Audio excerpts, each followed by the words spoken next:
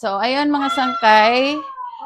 Bali, magluluto ulit tayo ngayon ng sumigaw ang anak ko. Gawa ng naglalaro sa computer. So, ayun mga sangkay. Magluluto tayo ngayon ng gulay. Ang lulutuin nating gulay ngayon ay pakbet.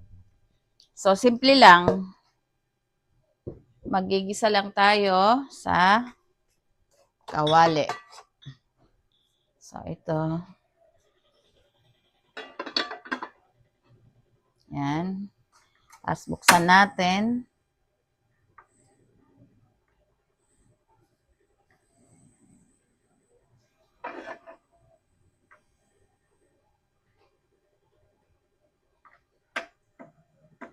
Bali, itong lulutuin kong ulam pang dinner namin mga sangkay. So, ayun nga. Bali, pinapainit ko na yung ating kawali. So, ayun. Bali, medyo maluluto na siya ng kaunti. Bali, yung gagawin ko, isalagyan ko siya ng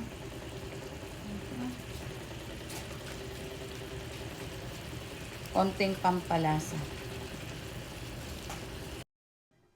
So, lagyan din natin siya ng paminta. Parang ang dami naman ng paminta.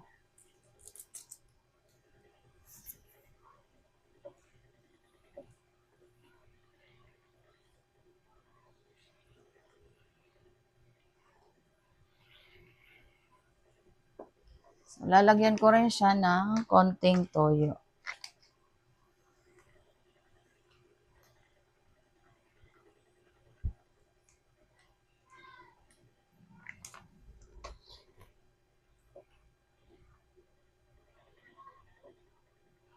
So, okay na yan. Bali, tatakpan natin siya. Kukuluin lang natin siya ng mga after 2 minutes yata or mga 3 minutes. Okay na yan. So, dito naman sa konting baboy na ipriprito ko, lalagyan ko siya ng konting magic sarap lang. Tapos, haluin natin.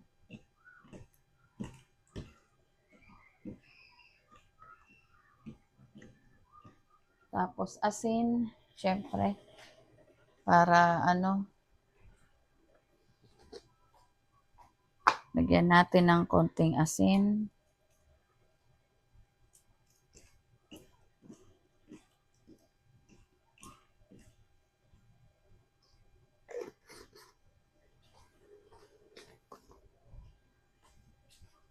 Konting paminta. Bali, madali ang luto lang to mga sangkay kasi ang hirap baga mag-isip ng ulam. So, napag-isip-isip ko, sabi ko may konting baboy ako sa rep.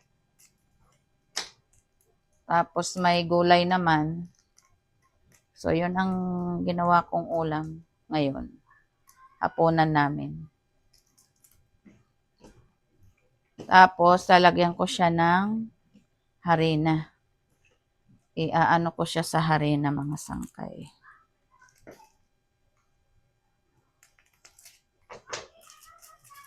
So, okay na yan.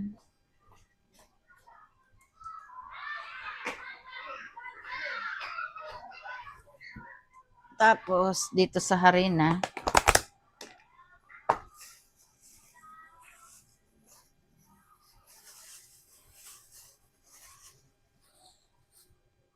tingnan ko Lagay natin ang harina sa isang maliit na lagayan.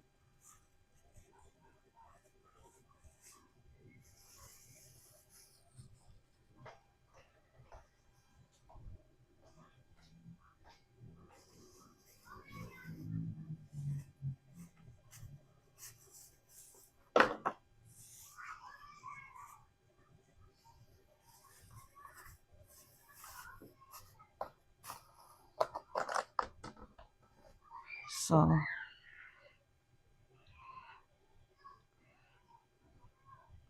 para lang hindi siya tumalsik mga sangkay kasi tumatalsik to lalo na pag may taba. Kaya kailangan mo siyang balutan ng harina.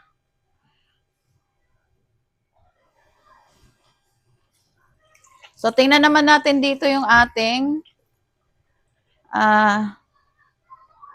nilulutong gulay.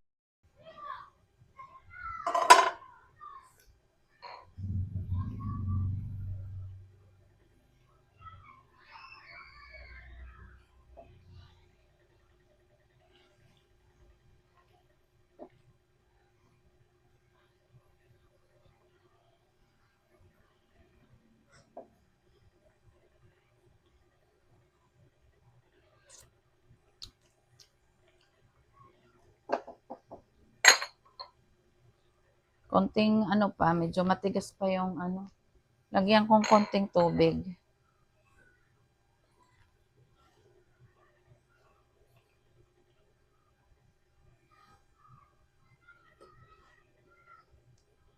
Yan.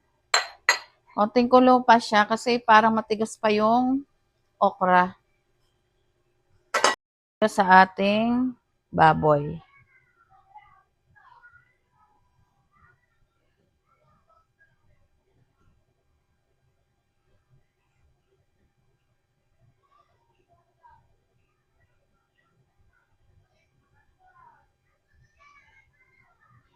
Ito mga sangkay, mga simpleng luto lang to. Mga pangmahirap na luto baga.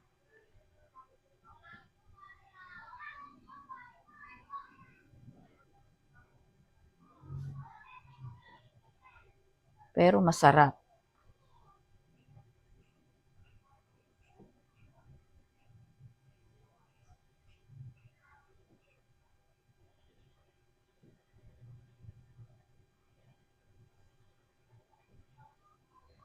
So, ayun, bali malambot naman tong baboy na to. Ito yung natirang, nagsigang kasi ako kagabi mga sangkay. So, ito yung natirang baboy kagabi.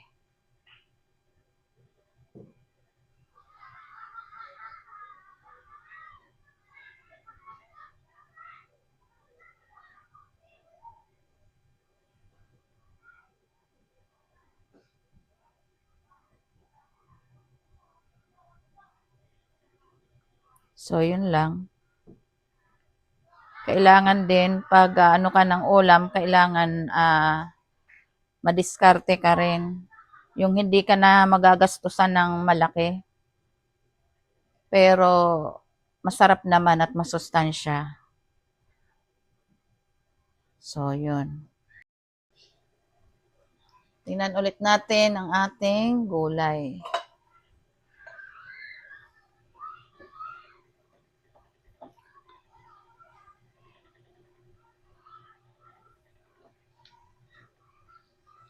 So, okay na siya. Wait lang, tikman natin.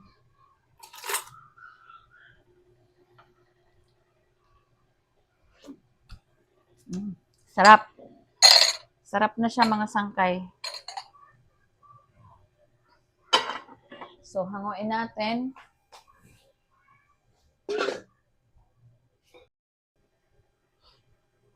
So, ayan, bale, pinagprituhan lang yan ng french fries ng mga anak ko. So, dyan na rin ako magluluto ng pritong baboy natin. So, antayin lang natin uminit.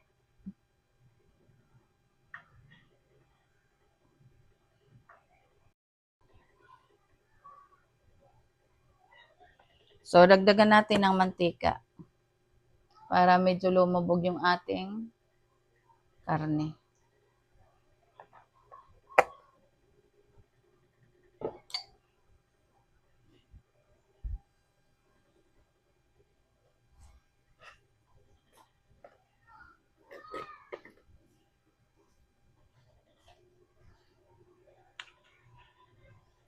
So, ayun, medyo mainit-init na. Pwede na yan.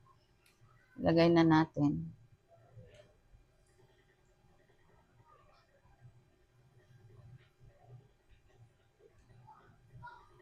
Alam yung mga sangkay, para hindi agad-agad maluluto, katulad ng mga karne, Para hindi siya agad-agad maluluto, ilagay nyo na ang karne ng medyo hindi pa masyadong mainit ang mantika.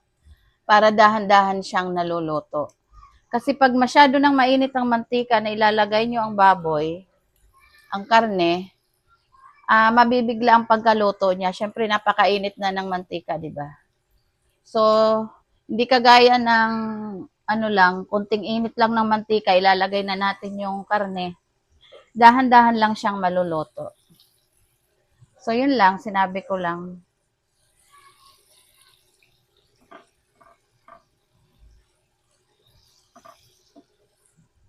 Bali, ilalagay ko na rin lahat para isang lutuan na lang.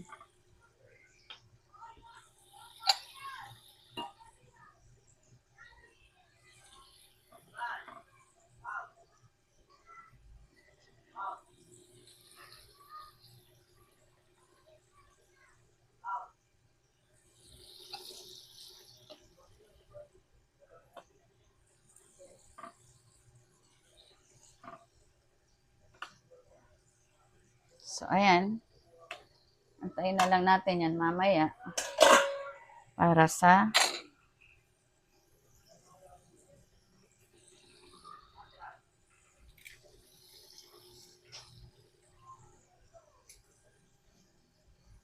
yan, medyo ano lang, medium heat lang ang ginawa ko. Para yung karne, dahan-dahan lang siyang maluto.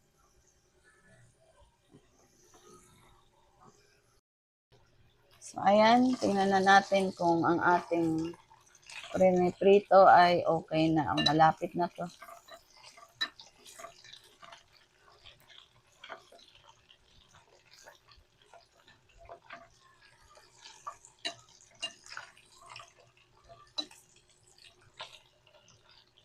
Konting-konti na lang yan. Maya-maya lang hanguin na natin yan. Okay, pwede na nating hanguin mga sangkay. So, ayan, okay na siya. So, patayin na natin.